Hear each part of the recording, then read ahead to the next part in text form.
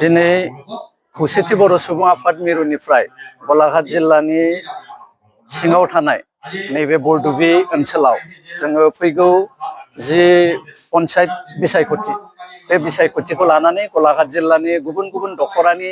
दैदेनगिरिफोरजों जों सावरायो। जिहेतु गलाघाट जिल्लायाव रायजो जानाय बर'फ्रा गावनि जौगाथायनि थाखाय पन्चायती राजजों लोब्बा थानाय आरो पन्चायत बेबस्थाया जिहेतु बे ओनसोलाव रायजो जानाय बर' सुबुंफोरनि जौगालुनि जि ग्रासरुट लेभेलनि हाबाफारि बे हाबाफारिखौ मावो। बेनिखायनो गलाघाट जिल्लायाव रायजो जानाय बर'फ्रा पन्चायत इलेक्सनखौ खोब मैखोमै बाहागो लायो। जोङो मिरु आफाद हिसाबै गलाघाट जिल्ला आरो दखरानि जि दैदेनगिरिफोर बे दैदेनगिरिफोरजों सावरायलायनानै मोनसे थिरांथायाव लादों जे फैगौ जि पन्चायत बिसायख'थि बे पन्चायत बिसायख'थियाव बिजेपि आरो बिनि लोब्बा जि दलफोर बे दलनि बिजाथिफोरखौ देरहा होनायनि थाखाय खामानि मावनो आरो जोङो खौसेथि बर' सुबुं आफादा जिहेतु आसामनि गासैबो जिल्लायाव रायजो जानाय बर' फिसाफोरखौ जायफ्रा पन्चायतआव पन्चायत बेबस्थाजों लोब्बा थानाय बे बिथांमोनखौ फैगौ पन्चायत बिसायख'थियाव बिजेपि एजिपि आरो बिनि लोब्बा दोलोफोरनो जि बिजाथि बे बिजाथिफोरनो भट होनो खावलायदों आरो गलाघाट जिल्लायाव रायजो जानाय गासैबो बर' बिमा बिफा रायजो राजा आइ आफा बयखौबो जोङो खावलायगोन जाहाथे नैबे जि 2 मे बे 2 मेयाव जानो गोनां पन्चायतनि जि बिसायख'थि बे बिसायख'थियाव बिजेपि आरो बिनि लोब्बा जि दल बे दलनि बिजाथिफोरनो भट होयो। गुबै थांखिया जोंहा मोनसे इसु दङ। बे इसुआ जाहैबाय बिटिसिनि बायजोआव रायजो जानाय जि बर'फोर बे बर'फोरनि थाखाय खौसेथि बर' सुबुं आफादा दाबि खालामबोबाय थानाय जि बर' कसारि अनसाय गावहायुङारि खुंथाय बे बर' कसारि अनसाय गावहायुङारि खुंथायनि जि आबुं दाफुंनाय बिनि गामि सिनायथि बियाब दानाय आरो बेखौ पन्चायतसिम इलेक्सनसिम लांनानै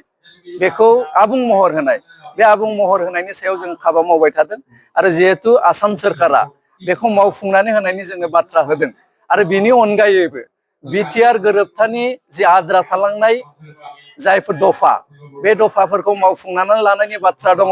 जोंनि बर' रायजो राजाफोरनि जौगालु जि हाबाफोर बे हाबाफोरनि सायाव जिहेतु बिथांमोना हाबा मावनायनि जोंनो बाथ्रा होदों। गतिके बे गासैखौबो नोजोर होनानै जों खौसेथि बर' सुबुं आफादा बर' रायजो राजाखौ बिजेपि आरो बिनि जि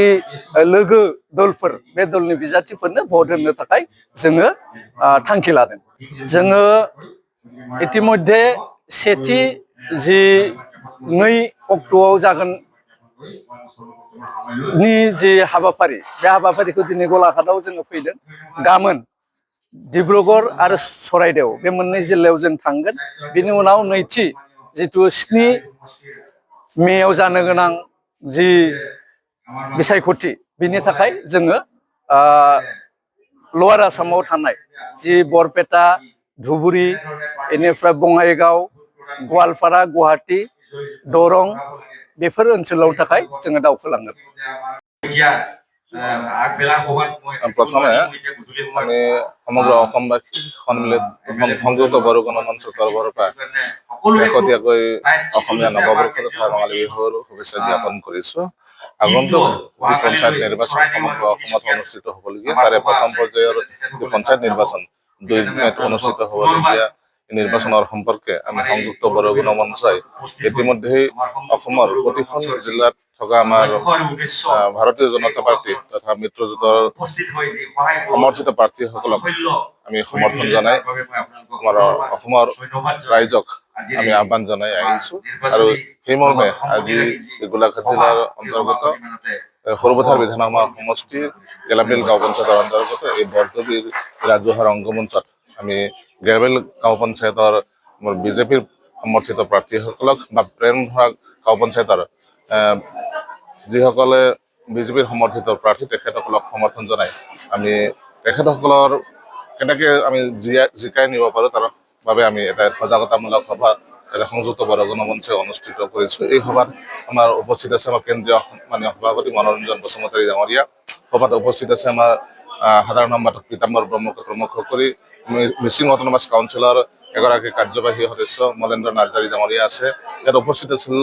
ঠেঙাল কছাৰী স্বায়ত্তশাসিত পৰিষদৰ এগৰাকী সদস্য হিৰণ্য বৰা ডাঙৰীয়া উপস্থিত আছে। আজি খুব এটি গাম্ভীৰ্যপূৰ্ণ আৰু আড়ম্বৰপূৰ্ণ অনুষ্ঠানত আমি